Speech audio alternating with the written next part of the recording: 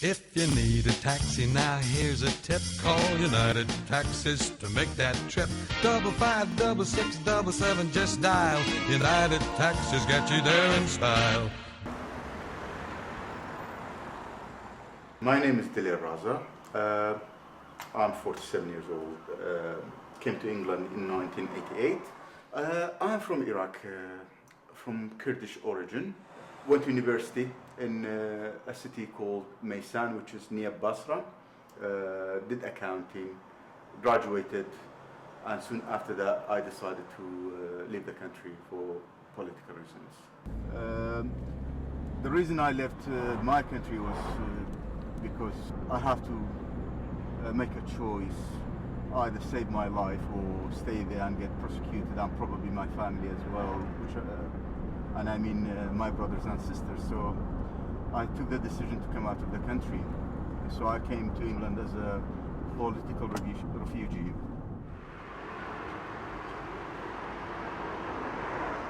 There was a Kurdish, a South American community Christmas party in London, which I decided to go to, and I met my wife there in that party, Christmas party.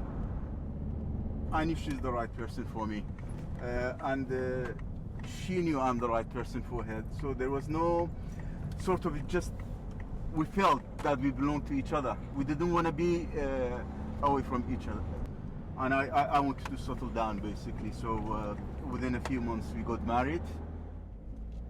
She lived in Bournemouth, and that was the reason I came to Bournemouth. I didn't know Bournemouth, but I came to Bournemouth because of her.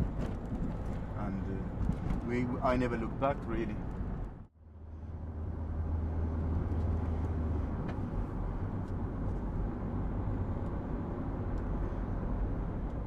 I've been always taught by my mother and my father that family is the most important thing. I mean, I remember when I met Marina, to start with, one evening we were in our flat, and suddenly the electricity gone, and we had a electric meter that you put money in, and I didn't have the 50p to put the money in, so we spent the night without electricity. And I said to my wife, I said to Marina, that never gonna happen again. And I didn't let it happen. And I knew at that moment that I have to choose the family. I can't just go after my dream, because my family is my dream. I mean, what a relief when I started driving a taxi. It was such a relief, because it gave me so much time to spend with my family, and physically was just no demand on you compared to my other job, you know.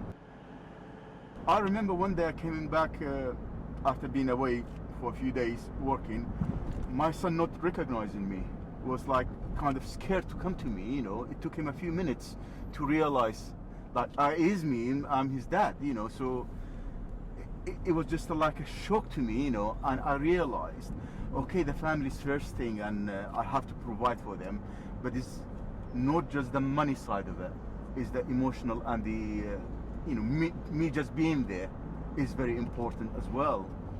United Taxis run on the basis of 7 directors running the company, and there's an election every year. So you put your name forward and you get elected. So although me being the first, shall we say, foreign guy to stand to become a director on United Taxis, which was a big step, but I decided to do it because enough was enough. A lot of people were unhappy about the way our company was run at the time. And I tried to talk to other directors at the time, put my point of view to them, but it was basically just ignored. So I put my name forward. People encouraged me, my friends obviously encouraged me. To my surprise, when the election came the first time, I was voted as the first director, you know, and I got the most votes from across the board, you know. So I was very, very pleased. And yesterday was our election again, so I came second again. You know, so I'm on the board for another year. About 10 days ago, a week ago, I picked that elderly lady from Bournemouth Hospital, and she was going back home. She's just been discharged. She's been in hospital for 6 weeks. And she started talking to me, and I can't remember how the conversation started, but she started talking about you foreign people, and the way she said it, I knew she's all right. She's not meant it as a racist, but she realized herself within like a matter of minutes that what she's saying I might take offense, and she started apologizing.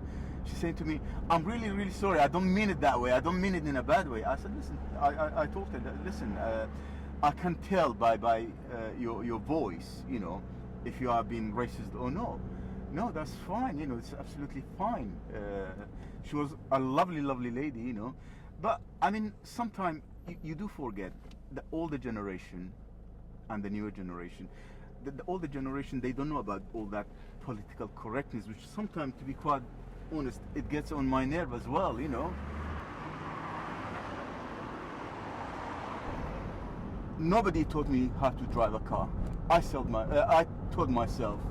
I used to see people, you know, driving, and I said, well, if they can do it, I have to know how to do it as well. I will teach myself. And I took a car. Obviously, it was back home in Iraq, but yeah, I used to take the car to a big field and drive it. For my future, it's to retire early. I don't want to work until I'm 65. I want to retire while I'm 55. I would like to go and live in South America. I've been to Chile and I love it as a country, and I love the people, and I love everything about it, to be quite honest. I mean, by that I mean the food, you know, everything. I like driving. I mean, with taxi driving, you have to be a person who likes driving, and I do. The only downside is your waist line, because as you sit all day when you drive, unfortunately, it just expands.